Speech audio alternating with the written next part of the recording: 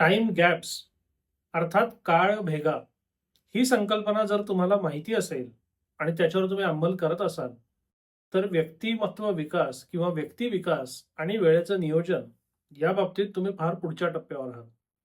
पण जर तुम्हाला टाइम गॅप किंवा काळ भेग ही संकल्पनाच माहिती नसेल तर व्यक्ती विकास आणि वेळेच्या नियोजनातला एक महत्वाचा मुद्दा तुमच्याकडनं राहून गेलेला आहे.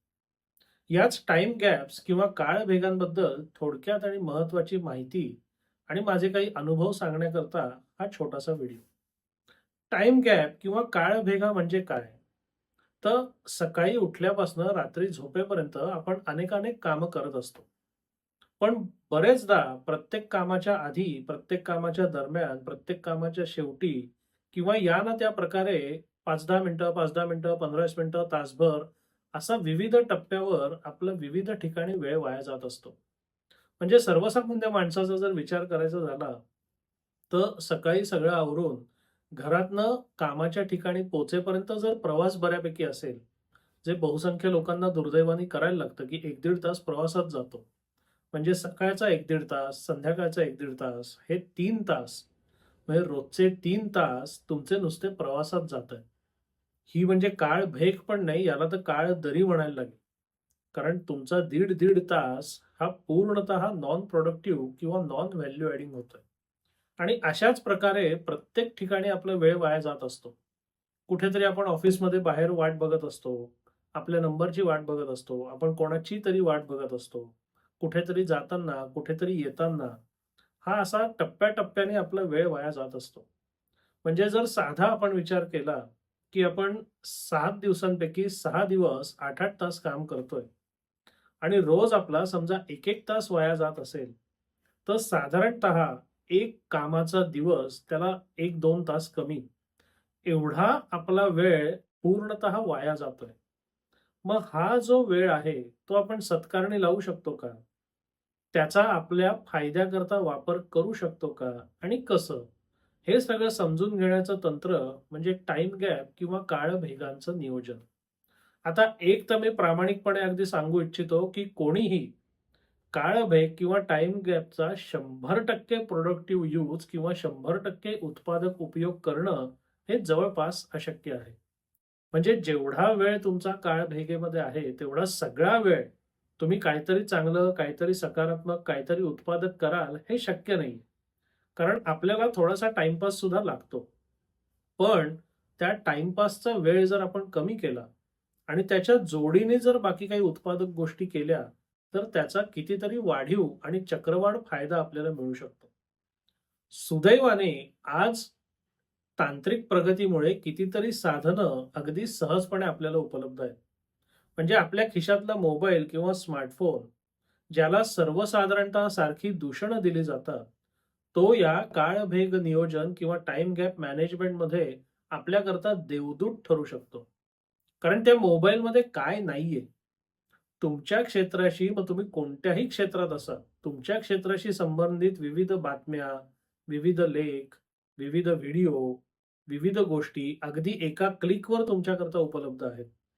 आणि हा जो दिवसाचा तुमचा टाईम गॅपचा वेळ आहे, त्या प्रत्येक टाईम गॅपमध्ये थोडा-थोडा वेळ जर तुम्ही उत्पादकतेकरता दिला, म्हणजे चांगलं काहीतरी ऐकणं, चांगलं काहीतरी वाचणं, चांगल्या कुठल्यातरी नोट्स काढणं, चांगलं कुठलंतरी पुस्तक ऐकणं, ह्या गोष्टी जर तुम्ही करत राहिलात, तर या टाईम गॅपचं नियोजन, काळभेगांचं नियोजन अतिशय उत्तम प्रकारे होऊ शकेल आणि याचा चक्रवाढ दराने तुम्हाला फायदाच मिळेल. पण हे वाटतं तितकं सोपंही नक्कीच नाहीये. याची सुरुवात कुठनं करायला लागेल? तर सगळ्यात पहिले आपण याच्या बाबतीत जागरूक होणं गरजेचं आहे. म्हणजे जर तुम्ही टाईम गॅप आणि काळबेगांचं नियोजन करायचं ठरवत असाल, तर असं करू नका, की एकदम काहीतरी मोठी आपण उडी मारायची आणि मग ते जमलं नाही, की हिरमोडून सगळंच सोडून द्यायचं. अशी चूक कृपया करू नका. छोटी-छोटी पावलं न्या. छोट्या-छोट्या टप्प्या प्रगती करा. म्हणजे कसं आहे, त्या छोट्या-छोट्या टप्प्यात तुम्हाला यश येत गेलं, की तुम्हाला अजून हुरूप मिळेल.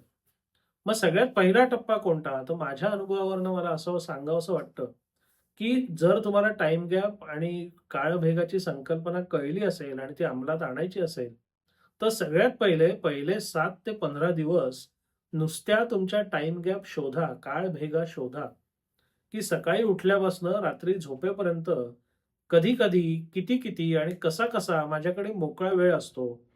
ज्या वेळात मी विशेष काही करत नाही, ज्या वेळात मी फार उत्पादक काही करू शकत नाही, पण थोडंसं उत्पादक काहीतरी करू शकतो. सुरुवातीच्या आठवड्या, पंधरवड्यामध्ये तुम्ही जर नुसत्या या टाईम गॅप आणि काळभेगा शोधल्यात, तरी पुष्कळ आहे.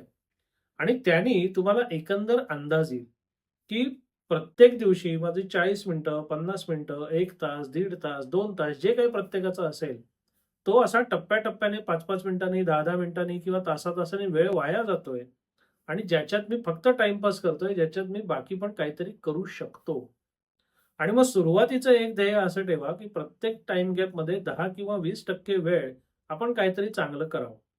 कारण सुरुवात जेवढी तुम्ही छोटी कराल, तेवढं त्याच्यात यश येण्याची शक्यता जास्त आहे.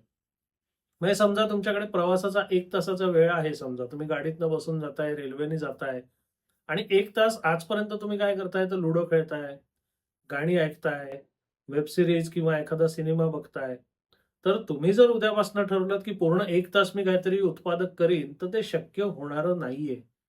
आपल्या सवयी ज्या वर्षानुवर्ष पडलेल्या आहेत, त्या बदलता येतात, पण त्या अशा आकस्मिकपणे बदलता येत नाही. तर सुरुवातीला साधारणतः 10% वेळ म्हणजे तुमच्याकडे 1 तासाचा प्रवासाचा वेळ असेल, तर त्यातली 6 ते 10 मिनिटं काहीतरी चांगलं उत्पादक करायचं ध्येय जर तुम्ही ठेवलं, तर ते अगदी सहजपणे साध्य होऊ शकतं. आणि एकदा तुमची 10% वेळावर पकड आली, की त्या 10%चं 20, 50, 60, 70, 80 कितीही करणं आणि टप्प्याटप्प्याने करणं हे अगदी सहज शक्य आहे. आणि त्याच्याकरता पूर्वतयारी सुद्धा आपण करू शकतो. म्हणजे एकदा म्हणूनच मी म्हटलं, की पहिले आठवडा किंवा पंधरवडा तुम्ही सगळ्या काळबेगा जर शोधून ठेवल्यात, तर प्रत्येक आठवड्याच्या शेवटी पुढच्या आठवड्यातल्या काळबेगांमध्ये आपण काय-काय करायचंय याचं नियोजन तुम्ही करू शकता. मग तुम्हाला एखादं पुस्तक वाचायचं असेल, तर ते पुस्तक आपल्या बरोबर ठेवू शकता. हल्ली तर बरीचशी पुस्तकं मोबाईलमध्ये ऐकता सुद्धा येतात, मोबाईलमध्ये पी-डी-एफ वाचता सुद्धा येतात. त्याच्यात ठेवू शकता.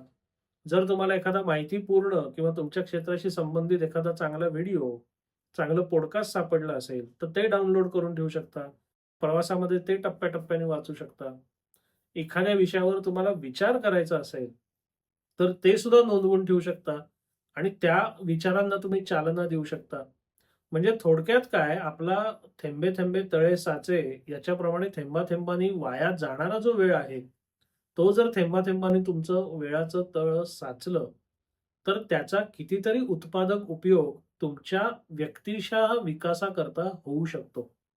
आणि अनुभवावरून मी हे सांगतो, की साधारणतः काळमेघाच्या अगदी 100% मी सुरुवातीलाच म्हटलं शक्य नाहीये. पण 40% ते 50% वेळ आपण उत्पादकतेकरता वापरू शकतो. म्हणजे आठवड्याला जर तुमचे 10 तास वाया जात असतील, तर एका आठवड्यात 5 तास तुम्ही स्वतःच्या उत्पादकतेवर देऊ शकता. म्हणजे साधं गणित जर मांडलं तर 52 आठवडे, दर आठवड्याचे 5 तास म्हणजे 250 पेक्षा जास्त तास प्रत्येक वर्षी जर तुम्ही तुमच्या सुधारणेवर खर्च करायला लागलात, तर त्यातनं काय होऊ शकतं याच्यावर तुमचा विश्वासही बसणार नाही किंवा हे तुमच्या कल्पनेच्या अतिशय पलीकडचं आहे.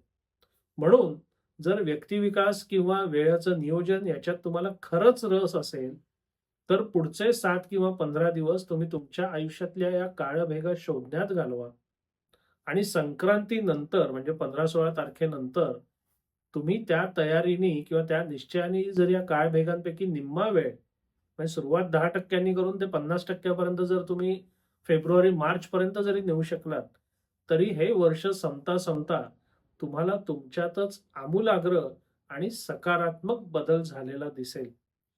हे जर कोणी अवलंबलं आणि याच्यावर जर कोणाच्या आयुष्यात खरंच सकारात्मक बदल घडला, तर ते मला ऐकायला सुद्धा अवश्य आवडेल. ते तुम्ही कमेंट्समध्ये किंवा इतर प्रकारे संपर्क करून मला निश्चितपणे कळवू शकता. पण टाईम गॅप किंवा काळभेगा आणि त्याचं नियोजन हा विषय तुम्हाला कसा वाटला ते अवश्य कळवा.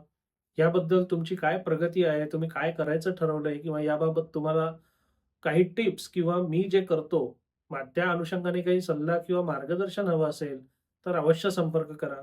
धन्यवाद.